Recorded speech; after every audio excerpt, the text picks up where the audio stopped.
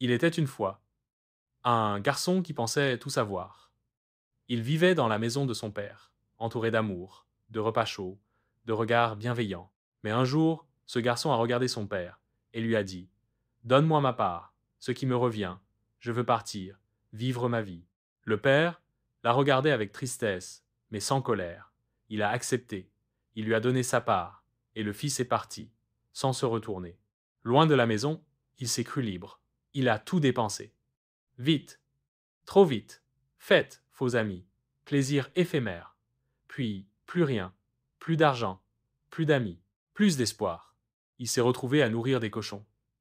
Et même leur nourriture lui faisait envie. C'est là, au plus bas, que la vérité l'a frappé. Chez mon père, même les ouvriers vivent mieux que moi. Alors, le fils s'est levé, brisé, honteux. Il s'est dit: je ne suis plus digne d'être appelé son fils. Je lui dirai juste: traite-moi comme un serviteur. Et il a pris la route, chaque pas plus lourd que le précédent.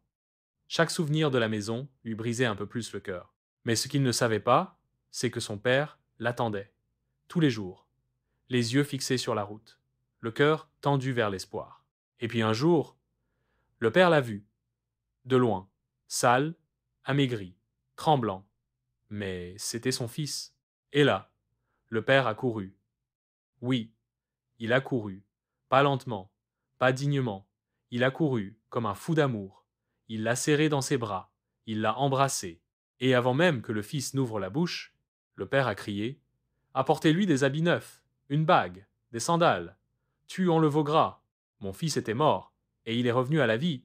Il était perdu, et il est retrouvé. Ce n'était pas juste une fête. C'était la joie du ciel. C'était l'amour d'un père qui n'a jamais cessé d'espérer, qui ne condamne pas, qui court. Tu sais, cette histoire, ce n'est pas juste celle d'un garçon et de son père. C'est ton histoire, et la mienne. Parce qu'on s'est tous éloignés, un jour, par fierté, par blessure, par fatigue. Mais le Père n'a jamais cessé de nous attendre. Il guette le moindre pas vers lui. Et le jour où tu décides de revenir, il ne reste pas assis. Il court, vers toi. Tu n'es jamais allé trop loin pour revenir. Le Père t'attend. Écris: je reviens vers toi dans les commentaires si tu ressens cet amour. Partage cette histoire à quelqu'un qui croit qu'il est trop tard. Abonne-toi à Lumière Biblique pour d'autres histoires qui parlent au cœur.